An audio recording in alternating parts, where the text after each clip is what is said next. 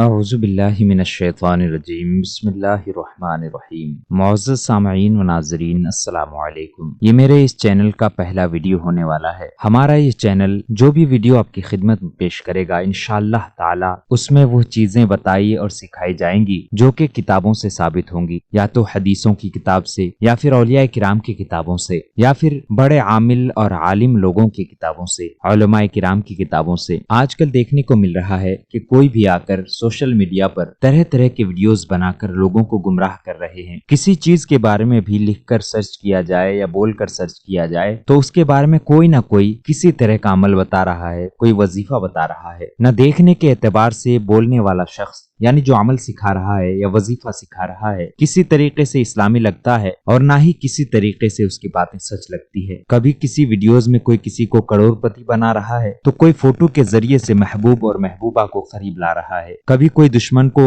ہلاک و برباد کر دے رہا ہے تو کبھی کوئی دشمن کو دوست بنا کر اپنے گھر پر بیٹھا کر کھانا کھلا رہا ہے۔ اور حد تو اس وقت ہو گئی جب کاغذوں پر موٹے موٹے قلموں سے لکھ کر بتایا جاتا ہے کہ بس یہ چھوٹا سا تعویذ لکھ لو فلاں کام ہو جائے گا، چھوٹا سا تعویذ لکھ لو فلاں کام ہو جائے گا۔ اگر یہ چیزیں اتنی ہی آسان ہوتی تو پھر دنیا کے سارے لوگ انہی چکروں میں پڑ جاتے، نہ اللہ کا حکم ہوتا، نہ نبی پاک صلی اللہ تعالی علیہ وسلم کا فرمان ہوتا کہ تم حلال رزق کھاؤ، حلال رزق کماؤ، اور نہ ہی پھر کوئی تجارت کی طرف جاتا، کسی کام کی طرف جاتا۔ صرف ان سوشل میڈیا کے ڈھونگی اور جعلی باباؤں کے چکر میں ان سے 2-3 تعویذ سیکھ کر لکھ لیتے اور لوگ راتوں رات کروڑ پتی بن جاتے۔ تو اسی لیے میں گزارش کروں گا کہ ایسے جعلی باز اور دھوکے باز لوگوں سے بچنے کی ضرورت ہے۔ اگر آپ اللہ اور اس کے رسول پر پوری طریقے سے یقین رکھتے ہیں تو یقین جانیے یہ جتنے بھی وظیفے اور عمل بتائے جاتے ہیں یہ سب کے سب سچ اور مکمل نہیں ہوتے۔ یہ لوگ صرف اپنے دکان چلانے کے لیے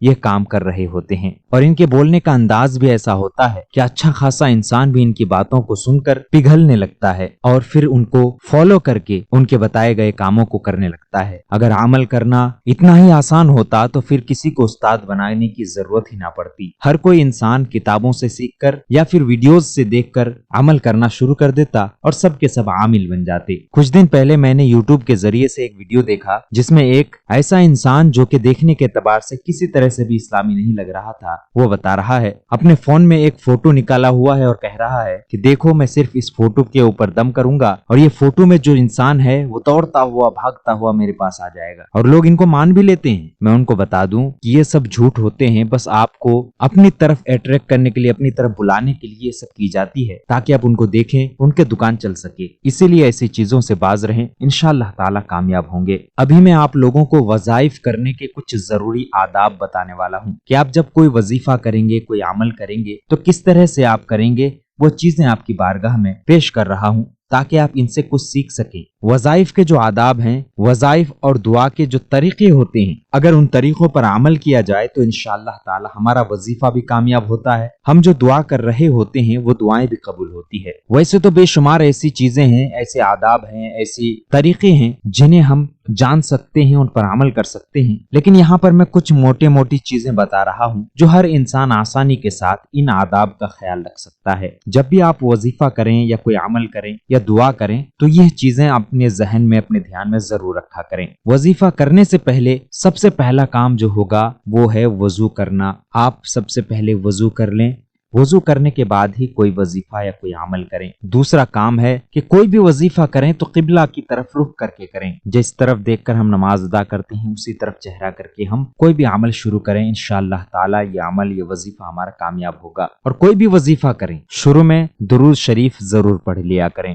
اگر آپ کو درود ابراہیمی یاد ہے جو نماز میں ہم درود شریف پڑھتے ہیں تو وہ زیادہ بہتر ہے، وہ آپ پڑھ سکتے ہیں۔ وظیفہ کے اعتبار سے جس وظیفہ میں 3 مرتبہ پڑھنے کے لیے کہا جائے اس میں 3 مرتبہ پڑھیں، کسی میں 1 مرتبہ پڑھنے کے لیے کہا جائے تو 1 مرتبہ پڑھیں، یعنی جتنے مرتبہ پڑھنے کے لیے کہا جائے شروع میں اتنے مرتبہ درود ابراہیمی یا کوئی دوسری درود شریف آپ پڑھ سکتے ہیں۔ ان سب کے بعد کامل اعتماد اور پختہ یقین رکھا جائے اللہ کے اوپر، یعنی آپ کوئی بھی وظیفہ کریں تو آپ کے ذہن، دماغ، دل میں بس یہی پختہ ارادہ اور پختہ یقین ہونی چاہیے، کامل اعتماد ہونی چاہیے کہ اللہ تبارک و تعالی پر میرا پورا یقین ہے، کہ میں یہ وظیفہ کر رہا ہوں، اس کے ذریعے سے اللہ میری مدد فرمائے گا، کیونکہ بے اعتمادی اور غفلت کے ساتھ پڑھا ہوا وظیفہ ضائع اور بیکار ہو جاتا ہے۔ جس وظیفہ کو اللہ کے اوپر بغیر یقین کیے، بغیر پختہ ارادہ کیے کیا جاتا ہے، وہ برباد ہو جاتا ہے، بیکار ہو جاتا ہے۔ حضور اکرم صلی اللہ تعالی علیہ وسلم اور صحابہ کرام اور اولیاء کرام کو عمل کے شروع کرنے سے پہلے ہر روز ایصال ثواب کیا جائے، یعنی جب بھی آپ عمل یا وظیفہ شروع کریں تو سب سے پہلے نبی پاک صلی اللہ تعالی علیہ وسلم کی طرف لو لگا کر، اس کے بعد صحابہ کرام کی طرف، اس کے بعد اولیاء کرام کی طرف لو لگا کر ان کو ایصال ثواب پیش کی جائے۔ اس طرح کرنا وظیفے اور عمل کو طاقت دیتا ہے، وظائف اور اعمال کی طاقت کو بڑھا دیتا ہے۔ کسی جاندار کی تصویر،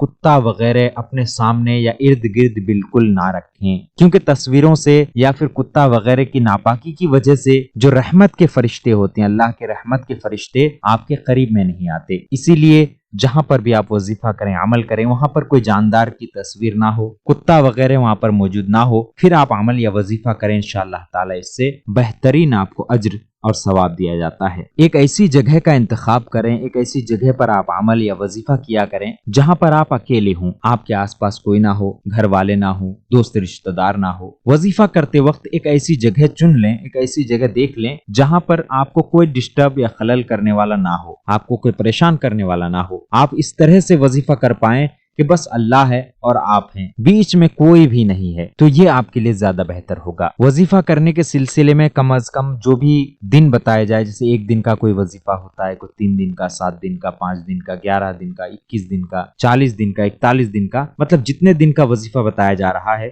اتنے دن آپ کو مکمل کرنا ہے۔ جو وظیفہ آپ شروع کریں گے وہ اس وظیفہ کی تعداد کتنے دن کی ہے، اتنے دن آپ کو وہ وظیفہ پورا کرنے ہیں۔ بارگاہ حق تعالی میں جب آپ وظیفہ کے لیے بیٹھیں گے اور اللہ تعالی سے دعائیں کریں گے تو عجز و انکساری ہونی چاہیے، اپنے اندر ایک چھوٹا پن ہونی چاہیے کہ میں اللہ سے مانگ رہا ہوں۔ تکبر، گھمنڈ والی چیز آپ کے ذہن میں نہیں ہونی چاہیے۔ نہایت ہی خشوع اور خضوع کے ساتھ اللہ تعالیٰ کی بارگاہ میں وظیفہ پیش کرنی چاہیے، دعا کرنی چاہیے۔ پھر آپ دیکھیں آپ کی دعائیں کیسے قبول ہوتی ہیں، وظیفے کیسے قبول ہوتے ہیں۔ کسی بھی وظیفہ یا عمل کو کرنے سے پہلے صدقہ ضرور نکال دیا کریں۔ صدقہ نکالنے پر جو بھی بلائیں اور جو بھی مصیبتیں اس وظیفہ کے بیچ میں آنے والی ہوتی ہے وہ تمام کے تمام ٹل جاتی ہیں، اور وظیفہ اللہ تعالیٰ کے قریب پہنچتا ہے، اللہ تعالیٰ کے پاس پہنچ جاتا ہے، اور جو بھی آپ دعائیں کرتے ہیں بیچ میں کوئی بھی رکاوٹ نہیں ہوتا۔ اسی لیے صدقہ و خیرات ضرور کر دیا کریں۔ اب صدقہ و خیرات کتنا کریں یہ آپ کے اوپر ہے، آپ کے مناسب کے اوپر ہے، یعنی آپ کی حیثیت جتنی ہے اتنے آپ صدقہ اور خیرات کر سکتے ہیں۔ کسی غریب کو ایک وقت کا کھانا بھی کھلا سکتے ہیں، کسی غریب کو 11 روپے، 21 روپے، 51 روپے یا اس سے زیادہ یا اس سے کم دے سکتے ہیں، اس نیت سے کہ میں یہ صدقہ نکال رہا ہوں فلاں وظیفہ کے لیے، فلاں عمل کے لیے۔ بس یہ نیت آپ کے دل میں ہونی چاہیے اور صدقہ و خیرات آپ نکال سکتے ہیں۔ جب بھی آپ کوئی وظیفہ کر لیں، عمل کر لیں، تو اس کے بعد آپ بار بار اللہ تعالیٰ کی بارگاہ میں دعا کریں۔ جب اپنے مقصد کے لیے دعا مانگے تو ایک ہی مرتبہ دعا مانگ کر بس نہ کر دیں کہ میں نے تو وظیفہ کر لیا ہے،